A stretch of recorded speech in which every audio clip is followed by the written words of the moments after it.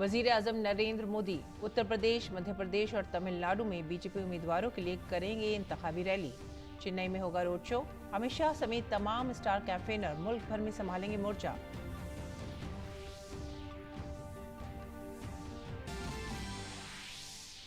हिज़्ब इख्तिलाफ के रहनुमा भी इंतखाबी मुहिम में मसरूफ। कांग्रेस, समाजवादी पार्टी और आरजेडी समेत तमाम इत्तेहादी जमातों ने झोंकी ताकत। जुनूब में बाएं बाजू ने सियासी हलचल में किया इजाफा।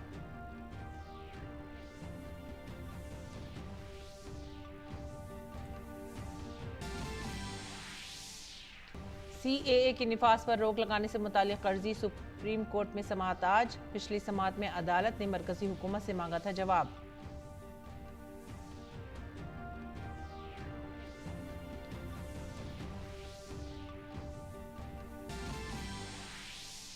दिल्ली शराब घपला मामले में मुलजिम वजीर आला अरविंद केजरीवाल को मिलेगी राहत या रहेंगे जेल में। गिरफ्तारी के खिलाफ अर्जी पर हाई कोर्ट में फैसला आज। के कविता की भी अदालती हिरासत का आखिरी दिन आज।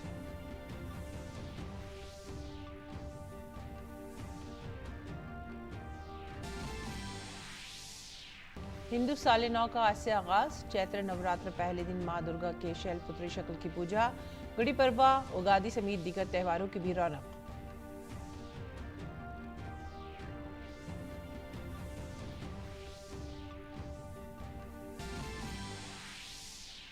अमेरिका, कनाडा और मेक्सिको में दिखा मुकम्मल सूरज ग्रहण का मुनफरिद नज़ारा। दिन में हुआ रात जैसा एहसास। तकरीबन 54 बरस बाद लगा सबसे तवील ग्रहण।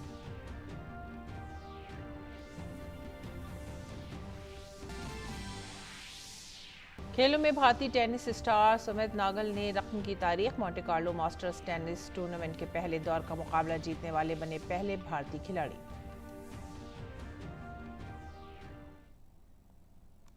आदाब नाजरीन, उर्दू खबरों में आप सभी का खैर मकदम है। नजर डालते इस वक्त की खास खबरों पर। 2024 के आम इंतखाबात में 400 से ज़ायद सीटों पर कामयाबी हासिल करने के लिए बीजेपी अपने एनडीए इत्तेहादियों के साथ पूरी ताकत के साथ इंतखाबी मुहिम में उतर रही है। वजीर आजम नरेंद्र मोदी खुद दिन में 2 से 3 रैलियां कर रही हैं। इसके अलावा रोड शो भी हो रहे हैं। आज की अगर बात करें तो वजीर आजम नरेंद्र मोदी 3 रियासतों उत्तर प्रदेश, मध्य प्रदेश और तमिलनाडु का दौरा करेंगे और वोटरों से बीजेपी के उम्मीदवारों के हक में वोट देने की अपील करेंगे। पहली रैली उत्तर प्रदेश के पीलीभीत में होगी, जहां इस बार वरुण गांधी नहीं बल्कि जितेंद्र प्रसाद इलेक्शन लड़ रहे हैं। भगवत सरन गंगवार समाजवादी पार्टी से उम्मीदवार हैं, जबकि बीएसपी ने साबिक वजीर अनीस अहमद खान उर्फ फूल बाबू को मैदान में उतारा है। वजीर आजम का दूसरा इंतखाबी जलसा मध्य प्रदेश के बालाघाट में होगा। नक्सल मुतासरा बालाघाट जिले में दोपहर 2:30 पर यह जलसा शुरू होगा। बालाघाट में बीजेपी उम्मीदवार भारतीय पारधी कांग्रेस के सब्र सरस्वत और बीएसपी के कंकर मंजारे के दरमियान सहरुखी मुकाबला माना जा रहा है। उत्तर प्रदेश और मध्य प्रदेश के बाद वजीर आजम आज से तमिलनाडु के 2 रोज़ा दौरे पर रवाना होंगे। चेन्नई में आज शाम 6 बजे एक रोड शो करेंगे, जो जनूबी चेन्नई और वस्ती चेन्नई लोकसभा हलकों से गुजरेगा। बीजेपी के तमिल साई सुंदरराजन जनूबी चेन्नई की सीट से, जबकि पार्टी के विनोज पी सेवलम सेंट्रल चेन्नई सीट से डीएमके के सीनियर लीडर दयानिधि मारन के खिलाफ इलेक्शन लड़ रहे हैं। और इस दौरान बीजेपी के सीनियर लीडर और मरकजी वजीर दाखिला अमित शाह आज असम के इंतखाबी दौरे पर रहेंगे। अमित शाह असम के लखीमपुर पार्लिमानी हल्के के चकौली भूरिया इलाके में एक जलसा आम से खिताब करेंगे। लखीमपुर सीट बीजेपी के पास है, जहां से मौजूदा रुकने पार्लियामेंट प्रधान बारवा कांग्रेस लीडर उदय शंकर हजारिका के खिलाफ इलेक्शन लड़ रहे हैं। उसके बाद अमित शाह डिब्रूगढ़ पार्लिमानी हल्के के चलियानगर से चरियाली थाने तक रोड शो भी करेंगे। मरकजी वजीर सर्बानंद सोनोवाल डिब्रूगढ़ लोकसभा हल्के से इलेक्शन लड़ रहे हैं। जैसे जैसे लोकसभा इंतखाबात के पहले मरहले की वोटिंग की तारीख करीब आ रही है, सियासी दर्जा हरारत में भी इजाफा हो रहा है। शुमाल से जनूब और मशरक से मगरिब तक मुल्क भर में अपोजिशन इत्तेहाद के कायदीन इंतखाबी जलसों और रोड शो के जरिए वोटरों के सामने अपनी बात रख रहे हैं और पार्टी के हक में जीत का माहौल बना रहे हैं। कांग्रेस सदर मल्लिकार्जुन खड़गे, सीनियर लीडर राहुल गांधी और सोनिया गांधी बशमूल डीएमके जनूब में, उत्तर प्रदेश में अखिलेश यादव, दिल्ली में आम आदमी पार्टी और बिहार में आरजेडी इत्तेहाद के उम्मीदवारों की तशहीर में मसरूफ है। आरजेडी लीडर तेजस्वी यादव आज बिहार के गया में एक बहुत बड़े जलसे आम से खिताब करेंगे और इत्तेहाद के हक में जीत का माहौल बनाएंगे। और इस बीच कांग्रेस के साबिक लीडर और संभल में कालकीधाम के सरबराह आचार्य प्रमोद कृष्णम ने कांग्रेस के मंशूर पर तंज करते हुए कहा है कि कांग्रेस के मंशूर को देखकर ऐसा लगता है कि महात्मा गांधी की कांग्रेस नहीं है बल्कि जिन्नाह की कांग्रेस है। ये मंशूर मल्लिकार्जुन खड़गे का नहीं बल्कि जिन्नाह के मंशूर जैसा लगता है। कांग्रेस का घोषणा पत्र देखकर ऐसा लगता है कि महात्मा गांधी की कांग्रेस नहीं है। ये महात्मा गांधी की कांग्रेस नहीं है, ये मोहम्मद अली जिन्ना की कांग्रेस हो गई है। और ये जो मैनिफेस्टो है, ये मल्लिकार्जुन खड़गे का मैनिफेस्टो नहीं लगता, ये मोहम्मद अली जिन्ना का मैनिफेस्टो लगता है। पता नहीं क्या हो गया कांग्रेस को, न नीति बची है, न नीयत बची है, न नेता बचा है। Most unfortunate for this country. CPM के रहनुमा प्रकाश कारात ने तमिलनाडु के कोयम्बटूर में अपोजिशन जमातों की तरफ से मुनक्किदा इंतखाबी रैली से खिताब किया। जलसे आम से खिताब करते हुए उन्होंने बीजेपी को हदफ तनकीद बनाते हुए कहा कि 18वीं लोकसभा इलेक्शन पिछले लोकसभा इंतखाबात की तरह आम इंतखाबात नहीं है बल्कि ये जमहूरियत को बचाने का इंतखाब है। मोदी हुकूमत ने पिछले 10 सालों के दौरान मुल्क में जमहूरियत और अपोजिशन को ख़त्म करने के लिए हर कदम उठाया है। The 18th Lok Sabha elections is not an ordinary election like the 17 earlier parliament elections, because this election is going to decide the future of democracy in our country, because we have seen in the last 10 years, the Modi government and the BJP, who have done everything possible to suppress democracy. BJP, Congress और TMC के लीडरों के वफूद ने पीर को अपनी अपनी शिकायतों को लेकर नई दिल्ली में इलेक्शन कमीशन से मुलाकात की। बीजेपी के जनरल सेक्रेटरी अरुण सिंह ने कहा कि उन्होंने कमीशन के सामने 2 अहम चीज़ें रखी हैं, जिनमें से एक मसला फर्जी आरएसएस तंजीम से मुतालिक था। इसमें कांग्रेस सेवा दल के लोगों के मुलविस होने का इल्ज़ाम लगाते हुए अरुण सिंह ने कहा कि यह तंजीम बीजेपी और आरएसएस के बारे में कन्फ्यूजन फैलाने का काम कर रही है। इस मसले पर कमीशन से कांग्रेस को नोटिस का मुतालबा किया गया। वहीं कांग्रेस के नुमाइंदा वफ्द ने बीजेपी की तरफ से लगाए गए इल्ज़ामात से मुतालिक कमीशन से शिकायत की। कांग्रेस के सीनियर लीडर सलमान खुर्शीद की क़यादत में एक वफ्द ने कमीशन से मुलाकात की। उन्होंने इलेक्शन कमीशन से कहा कि वह इस मामले को संजीदगी से लेकर कार्रवाई करें। दूसरी तरफ एनआईए की कार्रवाई को लेकर तृणमूल कांग्रेस के वफ्द ने भी इलेक्शन कमीशन से मुलाकात की। टीएमसी के वफ्द ने इलेक्शन कमीशन से 4 मरकजी एजेंसियों के सरबराहों को फौरी तौर पर तब्दील करने का मुतालबा किया। जब टीएमसी लीडर इलेक्शन कमीशन से मुलाकात के बाद बाहर आए तो वो इलेक्शन कमीशन के दफ्तर के बाहर धरने पर बैठ गए, जिसके बाद पुलिस ने टीएमसी एमपी डोला सिन्हा को हिरासत में ले लिया। जब समाजवादी पार्टी को हार सामने दिख रहा है तो मुख्तार अंसारी की जो मृत्यु हुई है उसको क्या कहना शुरू कर दिया कि जेल में जहर दिया गया। तुम्हारे पास कौन सा ऐसा तथ्य है कि इस प्रकार से बात कर रहे हो, लोगों की भावना भड़काने का काम कर रहे हो।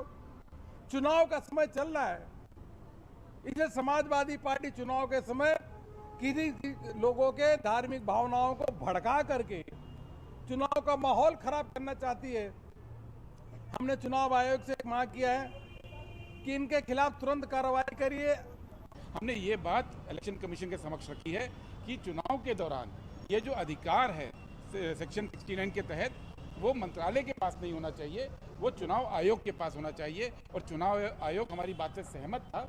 उनका ये मानना था कि चुनाव में फ्री स्पीच को हर हाल में बरकरार रखना चाहिए। हमारे 10 एमपी और एक्स एमपीओ का डेलीगेशन एआईटीसी की तरफ से आज इलेक्शन कमीशन की 3 बेंच ऑफिसर्स को, हाईएस्ट अथॉरिटी को हम मिले हैं और हमने देखा बीजेपी की तिवारी के साथ एनआईए के सिंह के कोई हबनमिंग हुआ, कोई कुछ हो गया और उसके बाद 22 का कोई केस था, कोई कंप्लेंट था मिदनापुर में, भूपति नगर में, उसको लेकर 24 में सिर्फ इलेक्शन की पहले अचानक जाके अरेस्ट किया और वो भी रात 3:30 बजे।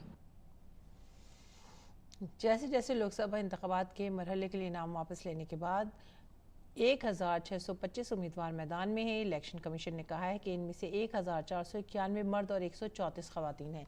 इस मरहले में 102 सीटों के लिए वोटिंग 19 अप्रैल को होगी। काबिल ज़िक्र है कि 18वीं लोकसभा के लिए 7 मराहिल में वोटिंग होनी है। आगे बढ़ेंगे अगली खबर की तरफ। दिल्ली हाईकोर्ट मनी लॉन्ड्रिंग मामले में इन्फोर्समेंट डायरेक्टोरेट के जरिए दिल्ली के वजीर आला अरविंद केजरीवाल की गिरफ्तारी के खिलाफ दायर दरख्वास्त पर आज अपना फैसला सुनाएगा। जस्टिस स्वर्णा कांता शर्मा तकरीबन 2:30 बजे मामले की समाअत करेंगे। 3 अप्रैल को ईडी और केजरीवाल के वकील की दलीलें सुनने के बाद जस्टिस स्वर्णा कांता शर्मा ने इस मामले में अपना फैसला महफूज रख लिया था। इससे पहले अदालत में ईडी ने वजीर आला अरविंद केजरीवाल की गिरफ्तारी के खिलाफ दायर अर्जी पर एतराज करते हुए कहा था कि वो आइंदा लोकसभा इंतखाबात या वजीर आला के तौर पर अपने ओहदे का हवाला नहीं दे सकते ताकि उनके खिलाफ मनी लॉन्ड्रिंग मामले में किसी खास रियायत का दावा किया जा सके। और इस दौरान Delhi excise policy money laundering case में जेल में बंद बीआरएस लीडर के कविता की अदालती हिरासत का आज आखिरी दिन है। कविता को आज रॉज एवेन्यू कोर्ट में पेश किया जाएगा।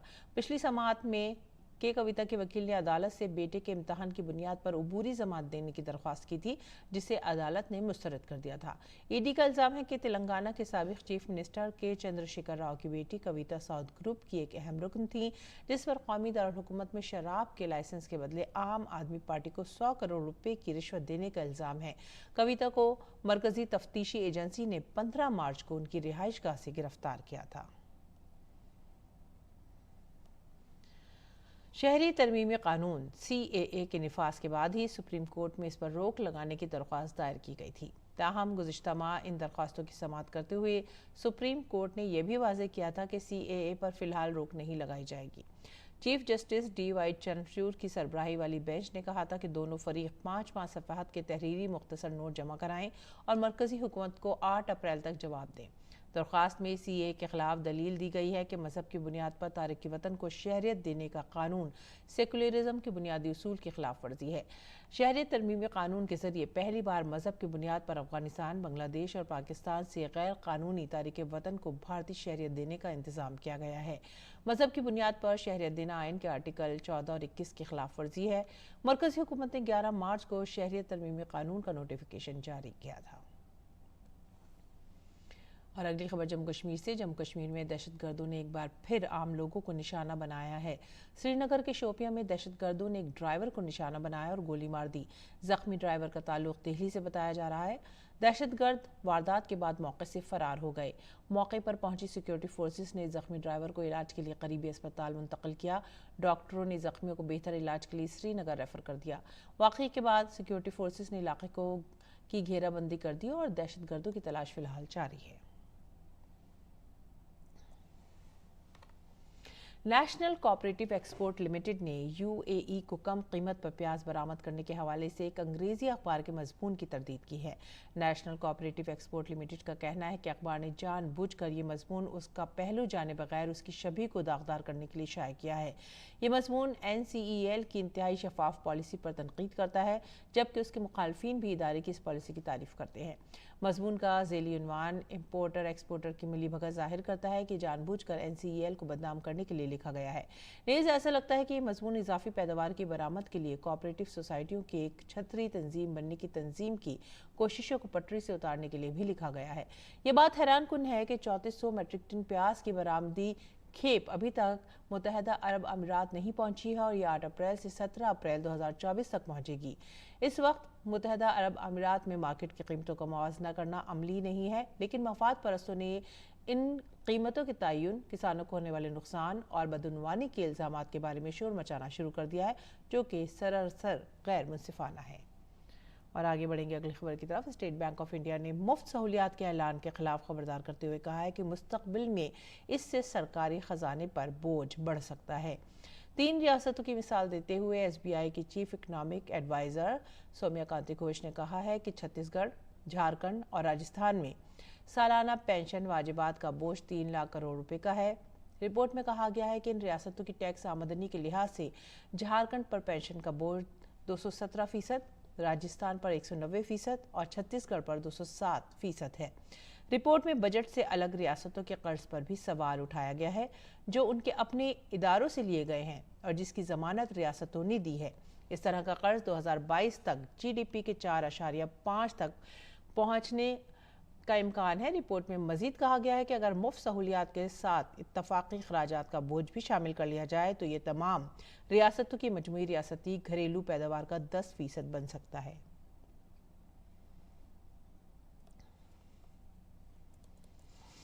नाज़रीन, आज मुल्क की कई रियासतों में गुड़ी पड़वा का त्यौहार मनाया जा रहा है। गुड़ी पड़वा, जिसे योगादि या चैत्र शुक्ल प्रतिपदा भी कहा जाता है, हिंदू नए साल के आगाज़ की अलामत है। यह ख़ास तौर पर महाराष्ट्र, कर्नाटक और आंध्र प्रदेश में बड़ी ही धूमधाम से मनाया जाता है। हिंदू कमरी कैलेंडर के मुताबिक चैत्र महीने के पहले दिन आने वाला ये मुबारक दिन आमतौर पर मार्च या अप्रैल में आता है।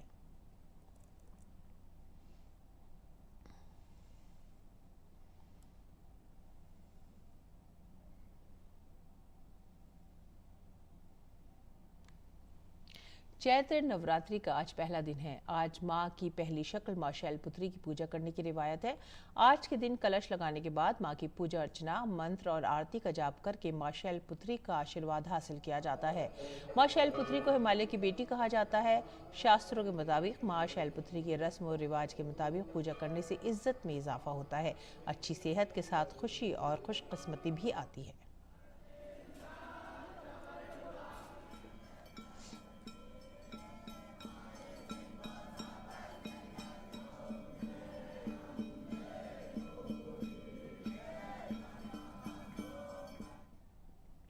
अयोध्या में राम मंदिर की तामीर में अब L&T और टाटा कंसल्टेंसी के साथ साथ उत्तर प्रदेश हुकूमत भी शामिल हो गई है। Uttar Pradesh state construction corporation भी तामीर में दोनों इदारों के साथ मिलकर काम करेगी। 2024 के आखिर तक राम मंदिर की पहली और दूसरी मंजिल भी तैयार हो जाएगी। भगवान रामलला के परिक्रमा मार्ग की लंबाई यानी पर कोटा 795 मीटर होगी। साइंसदान रामनवमी पर भगवान रामलला के माथे पर सूर्याभिषेक की तैयारियों में भी मसरूफ हैं। मंदिर की मुकम्मल तामीर के बाद इसे ट्रस्ट के हवाले कर दिया जाएगा। नृपेंद्र मिश्रा ने कहा है कि कबीर टीले का काम मुकम्मल हो चुका है। सप्तऋषि मंदिर की बुनियाद की खुदाई भी मुकम्मल हो चुकी है और इस पर तामीर शुरू हो चुकी है। उन्होंने कहा कि तामीर में सबसे बड़ा चैलेंज परकोटा की परिक्रमा की तामीर है, जिसकी लंबाई 795 मीटर है। उन्होंने कहा कि राम मंदिर की तामीर की रफ्तार सुस्त हो या तेज, मेयार के साथ कोई समझौता नहीं किया जाएगा। और अयोध्या शहर में रामनवमी की खुसूसी तैयारियां जारी हैं। भगवान राम की यौम पैदाइश भगवान राम लल्ला के प्राण प्रतिष्ठा के बाद बेहद शानदार और पुरकशिश ढंग से मनाई जाएगी। इस मौके पर 15 से 17 अप्रैल तक 20 घंटे दर्शन के इंतजाम किए जाएंगे। इस दौरान अकीदतमंद 6 से 7 लेन में दर्शन कर सकेंगे। रामनवमी के त्यौहार के लिए अयोध्या शहर में खुसूसी तैयारियां जारी हैं। राम लल्ला की प्राण प्रतिष्ठा के बाद पहली मर्तबा भगवान राम का यौम पैदाइश शानदार और पुरकशिश अंदाज में मनाया जाएगा। पूरी दुनिया इसकी खुशी देखेगी। मुल्क और दुनिया भर से तकरीबन 25 से 30 लाख अकीदतमंद के अयोध्या पहुंचने का इम्कान है। यहां आने वाले अकीदतमंदों के लिए खुसूसी इंतजामात किए जा रहे हैं। इस मौके पर 15 से 17 अप्रैल तक 20 घंटे दर्शन के इंतजामात किए जाएंगे। इस दौरान अकीदतमंद 6 से 7 लेन में दर्शन कर सकेंगे। इस इंतहाई खास मौके पर राम मंदिर को खूबसूरत फूलों से सजाया जाएगा। चैत्र नवरात्रि से शुरू होने वाली रामनवमी तक 10 रोजा रसूमात बेहद खास होने वाली हैं। राम मंदिर के अलावा अयोध्या के 8000 मंदिरों में भी रामनवमी पर मुख्तलिफ किस्म के प्रोग्राम मुनक्किद किए जाएंगे। रामलला के दर्शन के लिए हिंदुस्तान और बैरून मुल्क से अयोध्या पहुंचने वाले अकीदतमंदों में काफ़ी जोश खरोश है। हनुमानगढ़ी में जहां अकीदतमंदों की आमद है तो वहीं पुजारी भी काफ़ी मसरूफ हैं। अकीदतमंद जय श्री राम के नारे लगा रहे हैं। बहुत अच्छा अनुभव किया हमने। ये ऐसी अनुभूति हुई कि प्रभु के चरणों में मैं आया, उनकी कृपा थी, मैं आया, बढ़िया लगा, सब बहुत अच्छा। रामलला के जी के दर्शन बहुत अच्छे हुए, मैनेजमेंट अच्छा है, कोऑपरेटिव है पीपल, मतलब टोटल मिला के हमें यहाँ पर आज बहुत अच्छा लगा। तो भगवान की इतनी तेजस्वी, इतनी दिव्य और भव्य मूर्ति है कि खूब आनंद की अनुभूति हुई। यहाँ व्यवस्था, प्रशासन की व्यवस्था बहुत अच्छी है। रामलला के दर्शन तो बहुत बड़े, वेरी गुड, मज़ा आ गया। रामलला में बहुत अच्छा रह जाएगा। बहुत मतलब VIP के लाइन से गए एक एक करके और 1 घंटे में नंबर आ गया हमारा, और हमें ये लग रहा था 3-4 घंटे में आएगा। अकीदतमंदों की भीड़ को देखते हुए इंतजामिया ने सिक्योरिटी समेत तमाम इंतजामात को सख्त करना शुरू कर दिया है। इंतजामिया ने सिक्योरिटी इंतजामात को मद्देनजर रखते हुए पुलिस फोर्स भी तैनात कर दी है। आगामी चैत्र नवरात्रि और रामनवमी के लिए अभी से पुलिस और प्रशासन के द्वारा सभी स्टेक होल्डर से वार्ता करके सभी से समन्वय स्थापित करके अपनी तैयारियां की जा रही हैं। इसमें पुलिस के द्वारा विशेष रूप से पूरे क्षेत्र को विभिन्न सेक्टर्स व जोन्स में बांट करके एक स्ट्रॉन्ग पुलिस अरेंजमेंट किया जा रहा है, जिसमें रेंज व जोन के अन्य जनपदों से हमको अतिरिक्त पुलिस बल प्राप्त होगा। इसके अलावा मुख्यालय से हमको अतिरिक्त पुलिस बल दिया गया। इन सबको लेकर के एक स्ट्रॉन्ग पुलिस अरेंजमेंट बनाई जा रही है। यातायात के लिए हमारा एक अलग से प्लान किया जा रहा है। सभी का उद्देश्य है कि आने वाले सभी श्रद्धालुओं को एक सुगम अनुभव हो। अयोध्या में रामलला के प्राण प्रतिष्ठा के बाद सियाहत में काफी इजाफा हुआ है। रामनवमी का ये त्यौहार मनाने के लिए मुल्क और बैरून मुल्क से अकीदतमंद अयोध्या लगातार आ रहे हैं। रामनवमी के खास मौके पर श्री राम जन्म उत्सव की तैयारियों को हतमी शक्ल देने के लिए श्री राम जन्मभूमि तीर्थ क्षेत्र ट्रस्ट की मीटिंग के पहले दिन अहम फैसले लिए गए। ट्रस्ट ने मुतला किया कि प्रसार भारती अयोध्या के शहरी और देही बाजारों में 100 मकामात पर LED स्क्रीनों के जरिए राम जन्म उत्सव का बराह रास्त टेलीकास्ट करेगा। प्रसार भारती अयोध्या नगर निगम में संभव हुआ तो पास पड़ोस के बाजारों में LED स्क्रीन लगाकर रामनवमी के दर्शन कराएगी। प्रसार भारती प्रयास करेगी कि 100 स्थानों पर LED स्क्रीन लगाए जाएं। अकीदतमंदों की प्यास बुझाने के लिए 50 मशरूबात और ORS का घोल भी मुनासिब इंतजामात के तहत यहाँ पर मुहैया होगा। Bureau report DD news. और अब पेश है दिल्ली से शाये आज के उर्दू अखबारात का जायजा।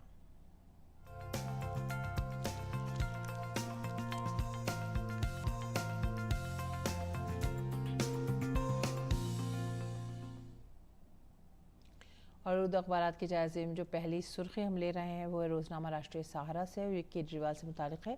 केजरीवाल को ओहदे से हटाने की तीसरी अर्जी भी मुस्तरद हो गई है। दिल्ली हाई कोर्ट ने अर्जी गुजार को सख्त सरजनिश की है, भारी जुर्माना आयद किए जाने की भी वार्निंग दी है।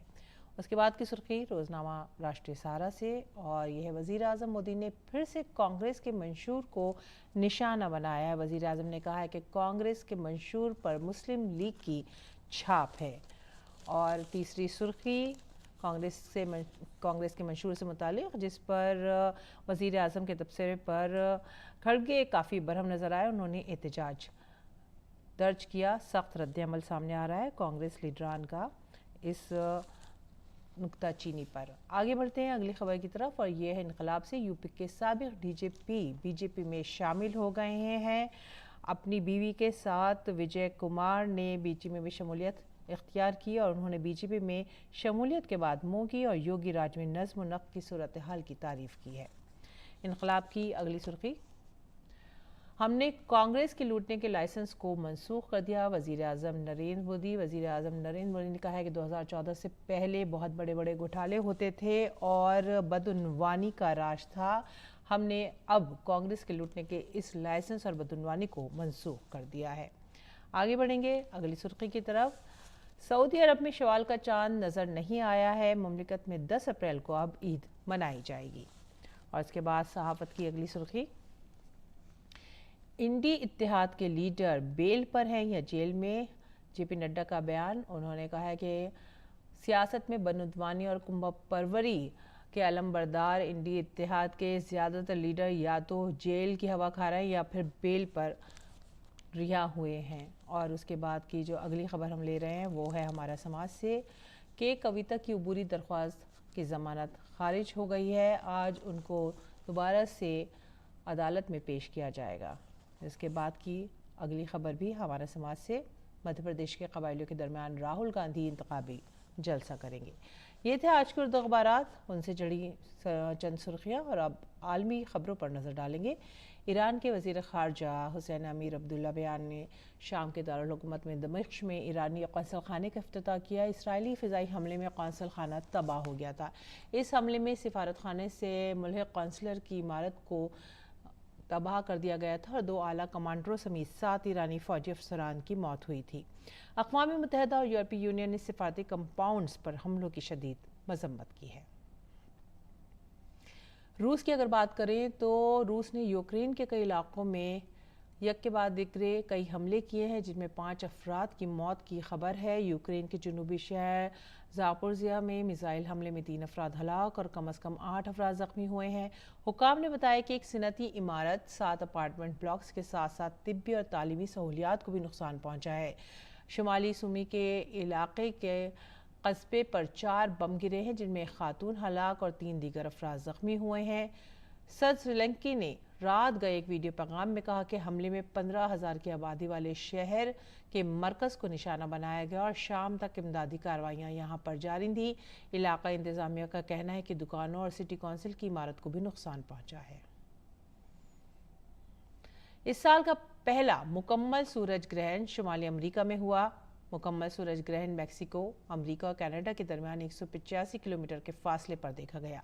ये सूरज ग्रहण 50 साल के बाद सबसे तवील तरीन सूरज ग्रहण था। मैक्सिको, अमेरिका और कनाडा में सूरज ग्रहण को देखने के लिए हजारों अफराद जमा हुए। और अब खबरें खेल के मैदान से। भारतीय टेनिस स्टार सुमित नागल की शानदार कारकर्दगी का सिलसिला जारी है। सुमित ने Monte Carlo masters tennis tournament के पहले राउंड में इटली के मोइतो आर्नोल्डी को 5-7, 6-2, 6-4 से शिकस्त दी। ये पहला मौका है जब किसी भारतीय ने इस मुकाबले में पहले राउंड का मैच जीता है। 95वें रैंक वाले नागल ने पहले सेट हारने के बाद वापसी की और दूसरे और तीसरे सेट में उन्होंने अपने हरीफ को शिकस्त देकर मैच को जीत लिया। और अब पेश है मौसम का हाल।